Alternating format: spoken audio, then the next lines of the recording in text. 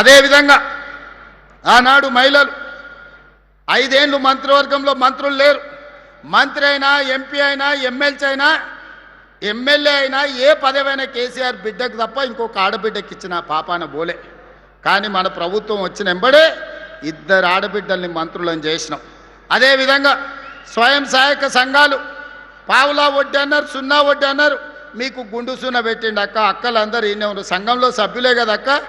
నేను వచ్చినాక 60,000 కోట్ల రూపాయలు బ్యాంకుల లింకేజ్ ఇచ్చి మా సీతక్క మీకు 2,000 కోట్ల రూపాయలు మీ వడ్డీ కింద బ్యాంకు కట్టిందా లేదా? సీతక్క ఇక్కడనే ఉంది కదా, మీరందరు లబ్ధిదారులు, మా ఆడబిడ్డలు ఈయనే ఉన్నారు కదా, కండ్ల ముందలు ఉన్నారు కదా, ఇది నిజం కాదా అక్క? మీకు ఇందిరా భవనాలు ఇవ్వలేదా? 8,000 గ్రామాలలో మీరు మీ సంఘాలు కూర్చోవడానికి ఈ మధ్యనే భూ కేటాయింపులు, నిధుల కేటాయింపు జరగలేదా? హైటెక్ సిటీ పక్కన 1000 కోట్లతోని మీరు వ్యాపారాలు చేసుకోవడానికి మీకు కేంద్రాలు కేటాయించిన మాట వాస్తవం కదా? మీకు పెట్రోల్ బంకులు కేటాయించిన మాట వాస్తవం కదా? ఆర్టీసీ బస్సులు మీతో కొనుగోలు చేయించిన మాట వాస్తవం కాదా?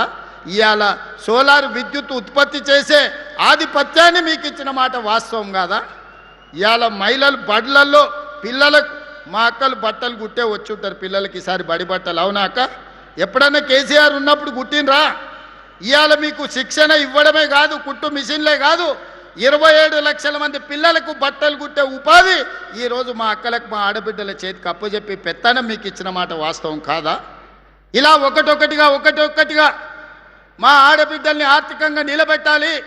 నగదు ఆడబిడ్డ చేతుల్లో ఉంటే ఇంట్లో పిల్లల చదువులకో, లేకపోతే అత్తామామ వైద్య ఖర్చులకో, ఇల్లు కట్టుకోవడానికో, సంసారం చక్కదిద్దుకోవడానికి ఉంటుందని ఆడబిడ్డల చేతుల్లో నగదు ఆడే విధంగా ఇవాళ చర్యలు తీసుకున్న మాట వాస్తవం కాదా? ఎక్కడైనా ఈ ప్రభుత్వంలో మీ తమ్ముడుగా ఎక్కడైనా ఆడబిడ్డల కష్టం వస్తే చూస్తూ ఊరుకున్నానా? లేకపోతే మీకోసం కొట్లాడి మీకు నిధులు ఇచ్చి ఈరోజు మిమ్మల్ని అభివృద్ధి పదం వైపు నడిపిస్తున్నానా లేదా? ఆలోచన చేయండి.